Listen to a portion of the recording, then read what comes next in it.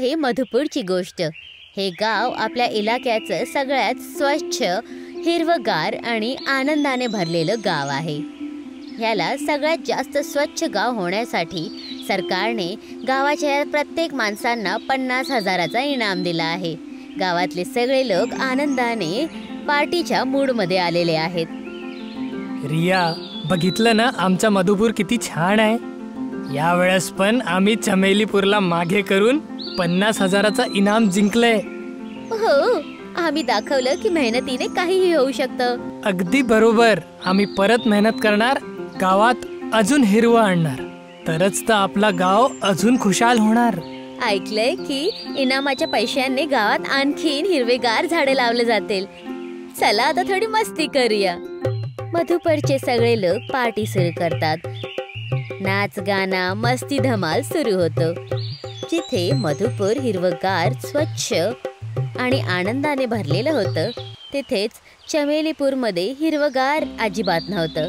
इथली झाडं, फुलं, घरं सगळं काही धुळाने भरलेलं आहे। पूर्ण गावामध्ये कचरा पसरलेला आहे, कारण इथली लोक मेहनत करत नाही। आपल्या प्रधान चमचम चोरच्या जादूच्या भरोसे बसलेले असतात। चमचम चोराबरोबर गावातले सगळे लोक आहेत।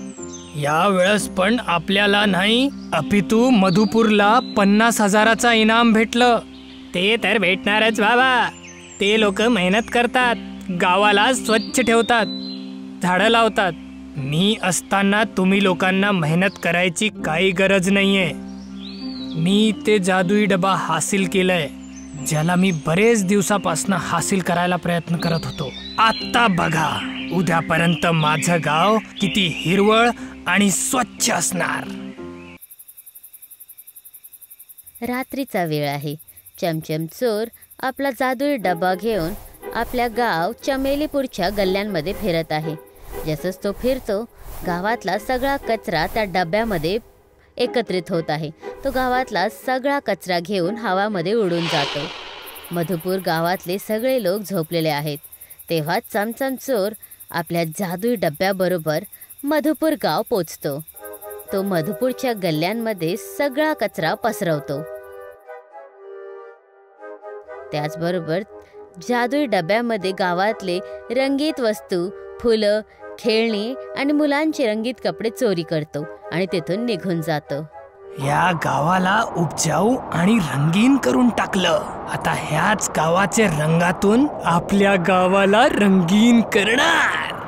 चमचम चोर मधुपूरचा सगळा रंग घेऊन आपल्या चमेलीपूर पोचतो आणि तिथे त्या रंगाने पूर्ण गावाला रंगीत बनवतो। सुकलेली झाड हिरवे होतात, सगळे घर रंगीत होऊन जातात। सकाळी सगळे लोक उठतात, आपल्या गावाला रंगीत बघून खुश होऊन जातात। अरे वा, काय बात आहे। एकाच रात्रीतून हे चमत्कार कसं झालं? हे सगळं तर आपल्या गावातल्या चमचम जादूगरचं कमाल आहे। त्यांनीच एका रात्रीत हे सगळं करून दाखवलं। पुढचा इनाम तर सरकार आपल्या गावाला देणार। मधुपूरमध्ये सगळे लोक सकाळी उठतात तर बघतात की गावातले सगळे रंग गायब झाले आहेत। सगळ्यांच्या घराचा रंग सुद्धा उडलेला आहे। सगळ्यांचे घर पांढरे झाले होते, फुलं वाळून गेली होती, म्हशीचा रंग पण पांढरा झाला होता, कावळा पण पांढरा झाला होता आणि गावातल्या प्रत्येक गल्ल्यामध्ये कचरा भरलेला आहे। हे काय झालं माझ्या गावासोबत? सगळे रंग गायब झाले। हो, हा कचरा बघ। काल रात्रीपर्यंत हे गाव स्वच्छ होतं, हे कसं काय झालं? कालच तर आपल्या गावाला सगळ्यात स्वच्छ गावाचा अवॉर्ड मिळाला होता। आज इतकं गंद कसं होऊ शकतं? होऊ शकतं की रात्री आंधीमध्ये उडून कचरा आला असेल। कचऱ्याचं तर ठीक आहे, पण गावातील रंग कसं गायब झालं? आपल्याला पुन्हा आपल्या घरांना पेंट करावं लागेल, हिरवीगार झाडे लावावं लागतील आणि गावाला स्वच्छ करावं लागेल। हा, ह्याच्यासाठी तर आपल्याला अख्खे गावाचा साथ पाहिजे। मधुपूर गावातले सगळेजण गावाची साफसफाई करायला सुरुवात करतात। काही लोक गावाच्या घरांना पेंट करत आहेत। गावातले लोक पूर्ण दिन मेहनत करून पूर्ण गावाला रंगीत बनवतात। आता बघा, आपला गाव कसे चमकदार झालंय। सगळं काही ते रंगीत बनवू शकणार, पण ती पांढरी म्हस, पांढरे कावळे त्यांना कसं रंगीत बनवायचं? रात्रीचा वेळ आहे। मधुपूरचे सगळे लोक झोपत आहे।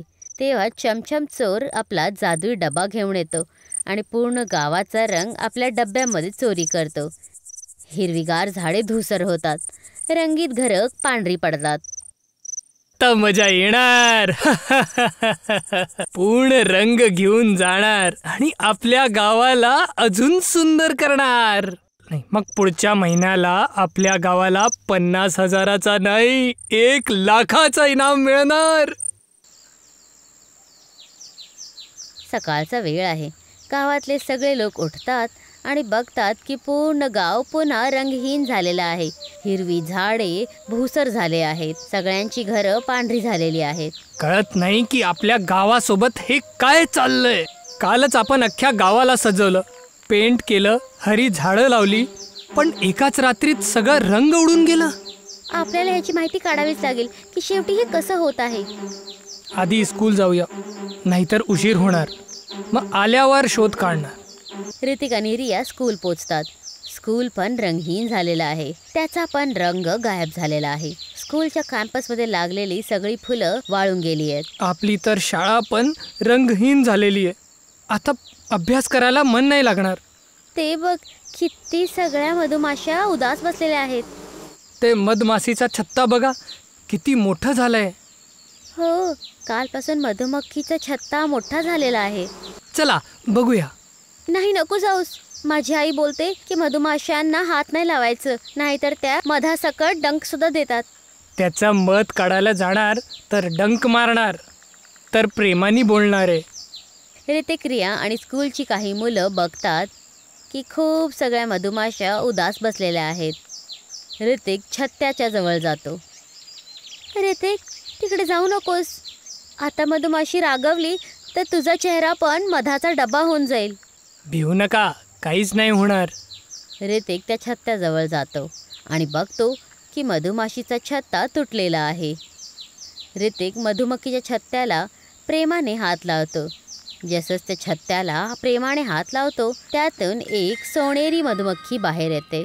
ऋतिक, पळ, ही तर राणी मधुमाशी आहे, ही आपल्याला सोडणार नाही. सगळी मुलं मधुमाशांच्या राणीला बघून घाबरून पळून जातात. घाबरू नका, मी काहीच नाही बोलणार. राणी मधुमाशीचं बोलणं ऐकून सगळी मुलं तिथेच थांबतात. तुमचं छत्त का तुटलेलं आहे? कोणी तोडलं? हो, आणि तुम्ही सगळ्या मधुमाशा उदास का बसलेल्या आहात? पूर्ण गावाची फुलं वाळलेले आहेत. आम्ही मध बनवण्यासाठी रस कुठून घेऊन यायचं? हो, गेल्या 2 दिवसांपासून माझ्या गावातली सगळी झाडं रंगहीन झालेली आहे. आमच्या घरांचा रंग सुद्धा गायब झालेला आहे. हे सगळं चमेली गावाच्या चोर चमचम चोराने केलेलं आहे. तो आपल्या गावातून फुलं आणि रंग घेऊन आपल्या गावाला सजवत आहे. अच्छा, म्हणूनच तर मागच्या काही दिवसापासून आपल्या गाव मधुपूरचं सगळं रंगबिरंग सामान पण गायब होत चाललंय. ह्या चमचम चोर पासून निपटायचा काय उपाय आहे? तो खूप मोठा जादूगर आहे. त्याच्याकडे एक जादुई डब्बा आहे, ज्याच्या सहाऱ्याने तो पूर्ण गावाचा रंग वडून घेतो. आम्हाला याच्याशी वाचण्यासाठी काय करावं लागेल? याचा एकच उपाय आहे. तुम्ही आम्हा मधुमाशांसाठी फुलं घेऊन या. मग आम्ही मधुमाशा गावाच्या चोहीकडे एक मोठासा छत्ता बनवेल, ज्याने तो चमचम चोर मधुपूर गावाला येऊ नाही शकणार. हे सगळं ऐकून रिया आणि ऋतिक दुसऱ्या गावातून फुलं घेण्यासाठी बाहेर जातात. खूप सगळी फुलं तोडून आणतात. हे बघून सगळ्या मधुमाशा आनंदाने आणि सगळ्या फुलांमधून रस घ्यायला लागतात. सगळ्या मधुमाशा फुलांमधून रस वळून गावाच्या चोहीकडे मधुमाशांचा छत्ता बनवते. आता मधमाशींनी आपल्या गावाला त्यांचे छत्तापासून सुरक्षित केलंय. आपल्याला आपल्या गावाला परत सुंदर करायला हवं. हो, चला घरांना पेंट करूया आणि हिरव्यागार फुलांची झाडे लावूया. मधुपूरची सगळे लोक मिळून गावामध्ये सफाईचा काम करतात आणि हिरवेगार झाडे लावतात. आपल्या आपल्या घरांना पेंट करतात. सगळेजण आनंदाने राहायला लागले. रात्रीचा वेळ होता. चमचम चोर आपला जादुई डब्बा घेऊन रंग आणि रंगीत वस्तू चोरण्यासाठी मधुपूरसाठी निघून जातो. जसंच तो मधुपूरच्या बॉर्डरवर पोचतो तर तो बघतो की मधुमाशांनी छत्ता लावलेला आहे. जसंच तो त्या छत्त्याला पार करण्याचा प्रयत्न करतो, मधुमाशा त्याच्यावर तुटून पडतात. चमचम चोर तिथून आपला जीव वाचून पळून जातो.